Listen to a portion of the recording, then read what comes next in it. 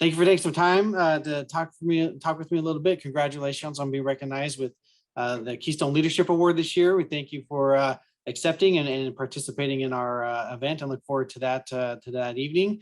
I was wondering if you could take just a quick moment here to introduce yourself, both personally and professionally. Sure. So my name is Paula Glover. I am the president of the Alliance to Save Energy. I've been in this job at the Alliance since January of this year. So I'm one of those people who started a new job in a pandemic because, life just isn't challenging enough. I am a mom of 7. So I have 7 children and I have 7 grandchildren, native New Yorker, graduate of the University of Delaware. I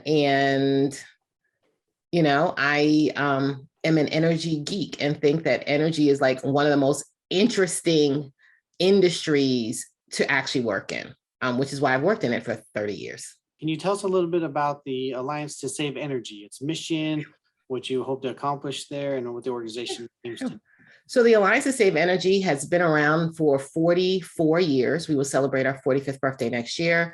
We are a bipartisan coalition that is focused on federal advocacy for energy efficiency. Our coalition is made up of business, nonprofit, government, academia, activists, and community organizations. So very broad coalition.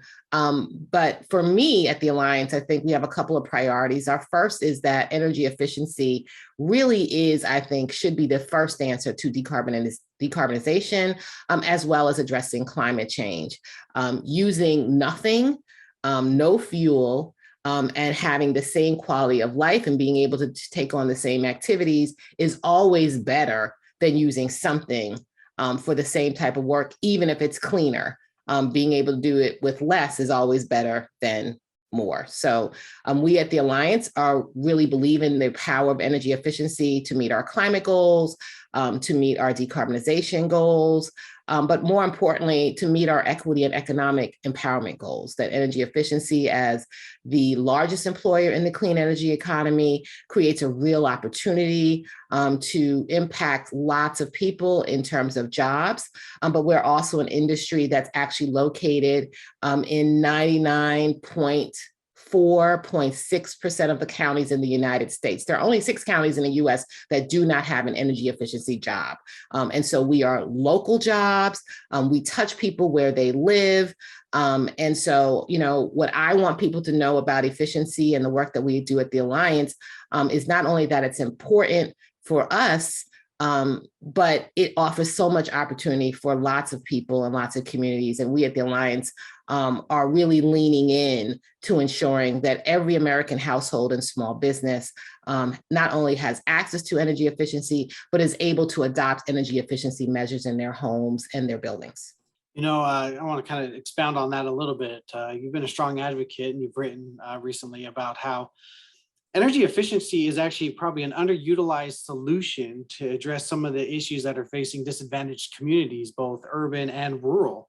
Absolutely. All groups of people. Can you talk a little bit more about that, about the role that energy efficiency can play in addressing those issues? I think if we think about the fact that, and I believe the statistic is 40% of our greenhouse gas emissions comes from our buildings. So that's significant. And so if you just think about building stock, the power that efficiency can have to just lower that because we're using less to do what we need to do every single day is significant. But broader than that, we have homes and buildings across this country where people just don't have the advantage of efficiency. They may not have homes that are well insulated. They may not have great lighting. They may not have really strong heating and cooling in their home, so they're not comfortable. If we think about the burdens that we have on our capacity, in terms of electricity, energy efficiency really does create an opportunity to lessen the load and help utilities in terms of their capacity and not having to build something to meet growing capacity, but instead using what you have, but it stretches farther.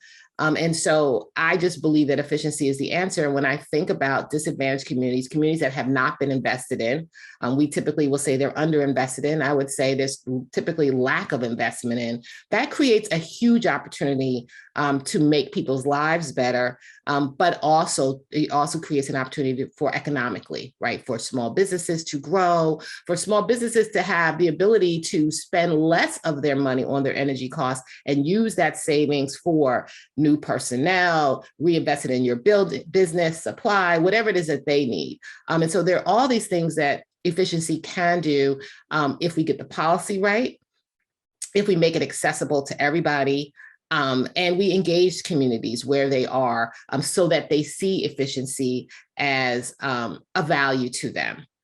The additional, though, challenge I would say that efficiency has is that typically those who are encouraging customers to be more efficient are the same companies that are actually selling them the product. And so it seems for customers a little nonsensical that why would the light company want me to save electricity?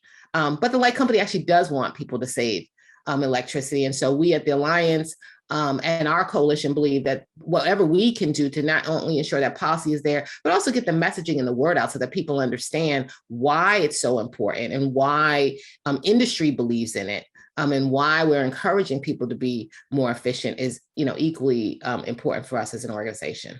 Working in policy, whether it's in DC, anywhere else across the country, you're working with multiple groups, coalitions, different organizations, policymakers.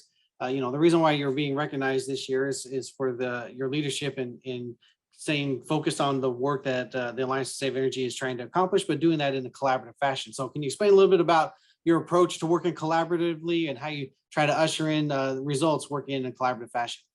I think it's really important that we work not only with those that we agree with, but more importantly, that we work with those with whom we disagree.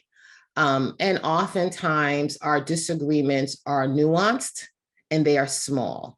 And so the collaborative approach is really an opportunity for us to learn from one another, to understand what each person's individual perspective or each industry's perspective is, and then try to figure out how do we solve our problems, the collective problems that we share. But even if I understand why the Home Builders Association, for example, may not agree with a particular policy that I'm advocating for, but there may be an opportunity for me to tweak that policy in such a way that they would be supportive. That's always better, right? What you want is a win-win-wins. You really, for me, at least in the way that I work, I want win-win-wins. And fundamentally, what I want is wins for consumers. And that means you've got to bring in every single person and entity that interacts with that consumer around a particular issue that we might be focused on if we're going to get the right results. The other thing, though, that I would say is that as a country over this last year, as we've been embarking on this work around equity and social justice in our workplace and in our businesses, in the way that our organizations operate and interface with communities, collaboration becomes increasingly more important. We've been talking a lot over this last year about community engagement and engaging communities in a real holistic way and understanding what their needs are and what they want and allowing them to drive conversations. And none of that happens without collaboration. It just doesn't. I think it's foundational to that. For me, it's the way that I like to work because I'm always interested in the other guy's side. And I'm always interested in trying to figure out what those connection points are, because there is a connection point.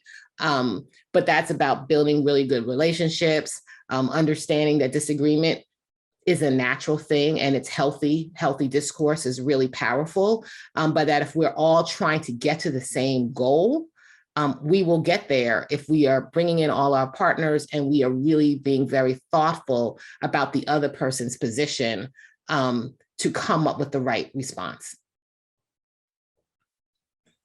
Yeah, that's a common theme that when we hear from people is, it's a little easier to collaborate with the folks you already agree with, a little more difficult, but much more impactful when you're able to collaborate with those that you may disagree with on certain things. So yeah. I appreciate your time. It's been wonderful getting to chat with you. We look forward to having you in October. It's going to be a great event. And again, thank you for spending some time to introduce yourself.